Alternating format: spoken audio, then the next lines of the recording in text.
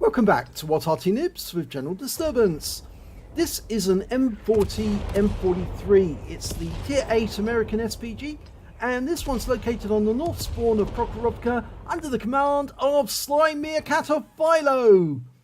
Now, it's based on the M40, the M4 chassis, and that's an 8-inch howitzer because it doesn't extend over the front of the vehicle, which means it can do 1050 alpha damage on a penetration of 52 millimeters. And he's backing it up almost to the back of the map, and now he's looking for targets. Okay, now right at the back we've got a T29 and an ARL-44 going up the railway line, lining up a shot on the ARL-44. Rounds out, goes long. Now the reload time is actually quite long for this gun, about 32 seconds.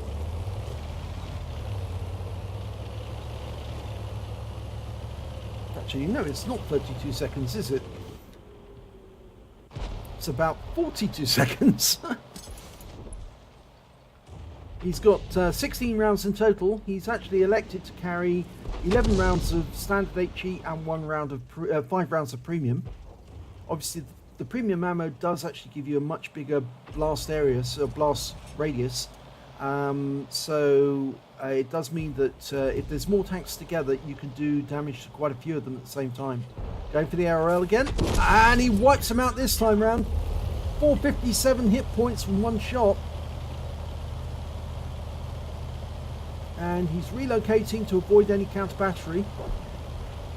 So wise decision. I think if you're in the higher tier arties, you've got plenty of time between reloads, so you can just back up a little and make sure that the enemy arty can't fire at your last known position, because they'll look for the tracer, and if they fire at the tracer point, they'll miss you.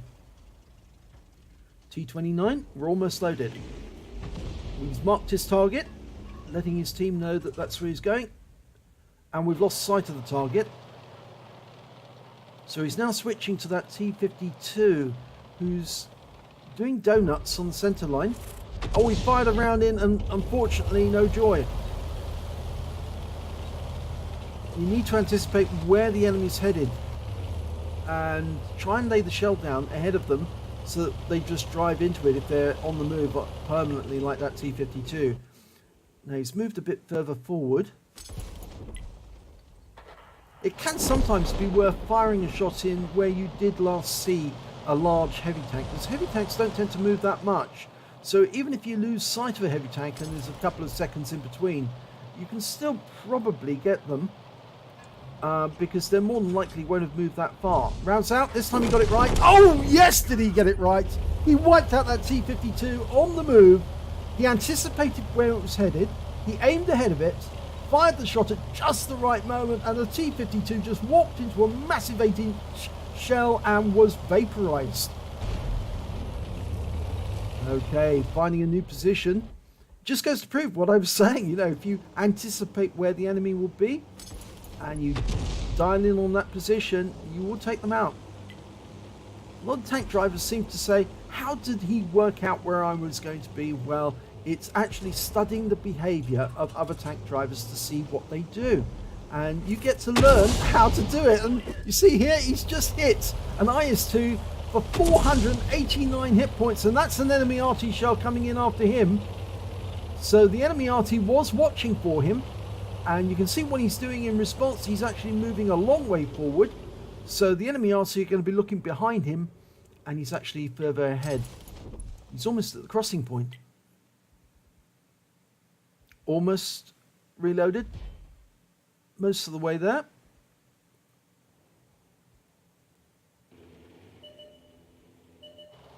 Now, one of the things he is actually doing is he's using his right-hand mouse button to quickly flick between targets. You can, if you click down your right-hand mouse button on the miniback, holding your control key, you can fire at a specific target. He's just wiped out that GW Panther, 128 hit points. He was quickly spotted by somebody on the hill, and he rapidly aimed at the LRT and did a counter battery, and he's pulling back into a new firing position because there is still one enemy Arty out there, GW Tiger P, and I suspect that GW Tiger P is going to want to get some form of revenge. Now there's also an M44 out there as well, and he was last seen near this Type 58, or just a short distance away. In fact, there's a bush going down there. That's where the Arty will be. Oh, but he's changed. He's actually decided to go after a bulldog who's attacking our Striv S1. Trying to get a shot, rounds out, and he kills the bulldog. But unfortunately, we've lost the Striv. Now he's changing position. In fact, actually, it looks to me like what he's going to do is cross over the railway line, shoot from the other side for a short while. That might confuse the enemy because they'll be looking in the bushes where he was, and he won't be there anymore. Okay, T29. Almost loaded. Dialing in. He's taken a hit. He's tracked. He's stationary. We need that shell like now. Come on, guys. Rounds out straight away. And we got him. 5 kills. Now, we're 1 tank ahead of the enemy at the moment.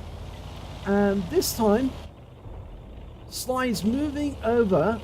I thought for a second he was going to go into the water. That's also another trick you can do. Shoot from the water, because the enemy won't expect you to be in the water. Can be quite funny. All the firing positions you can actually adopt. A lot of tank drivers get very confused about this. Also, there's another good reason to be over on this side of the map. That Wizzy 131 has actually come up the west side of the map, and it looks like he's looking for us. And I have the feeling that Sly realizes the best thing he can do at this moment is get into cover on the east side of the map, because he's probably headed this way.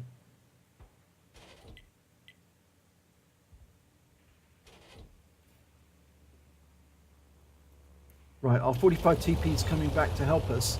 We probably need to get down that into the riverbank there or get into the bushes. 45 TP is coming south, or coming north I should say, because it's the other way around, isn't it? We're on the north spawn. I'm pretty sure that Wizzy 131 is coming up behind us very shortly. So as quickly as we can get into the bushes, that would help. Yeah, there he is. He is actually behind us. Yeah. Sly didn't get into the bushes. He actually stayed outside the bushes, but he does need to be in them. Okay, now the Wizzy 131's just the other side of the railway tracks. So we don't want to be too close because he'll proximity detect us, and he has detected us. Yep.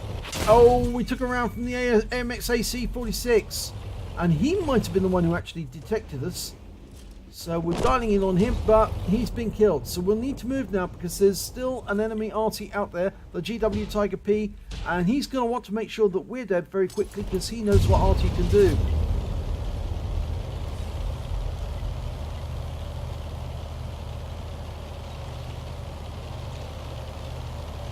There's still 4 enemy tanks out there, including the Arty. Oh, we've been detected again. This time I think it was the Type 58 that spotted us. And this is an encounter game, and the enemy is capping. The ISU 152 is ahead of us. Oh, and he's got us. Yep, weren't in the bushes, and obviously the ISU saw us and thought, right, I'll have him.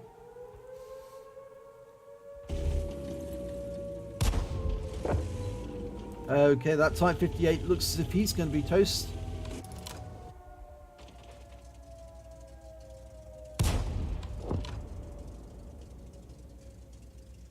T92 though, he needs to keep moving, even though that Type 58, yeah, he's got rid of him. Now he needs to find that Arty, because the Arty probably saw him.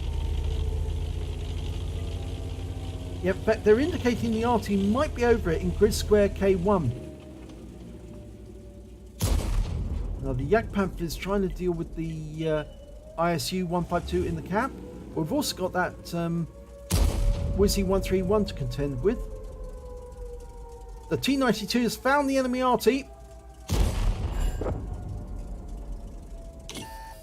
And we've been spotted by the Wizzy 131, and a shot went in through our side, the weak side of the Jagdpanther. We put another round into the ISU 152. Now we need to deal with the 131. The T92 has killed the GW Tiger P. We've wiped out the 131. Now it is just that ISU 152, and we've got a full reset, so there's plenty of time. He can hide behind these bushes and wait for the T92 to spot the ISU, or he can do it himself. He can see the ISU.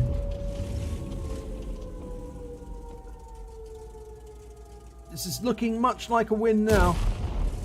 T92's coming up.